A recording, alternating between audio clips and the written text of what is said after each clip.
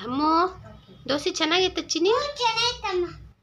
ಅಮ್ಮನ ನಮ್ಮಮ್ಮಿ ಚೆನ್ನಾಗಿತ್ತ. ಹೆಂಗಿತ್ತು ಚಿನ್ನಿ? ಸ್ವಲ್ಪ ತಿನ್ನು. ಹೆಂಗೈತೆ? ಮಮ್ಮಿ ಮಮ್ಮಿ ಮಮ್ಮಿ ದೋಸೆ ಹಾಕು. ತಗೋ ನೀರು ಕುಡ್ರಿ. ದೋಸೆ ಸಾಕು.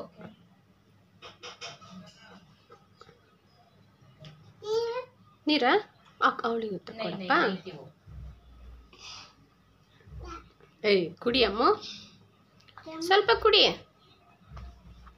ಚಿನ್ನಿ.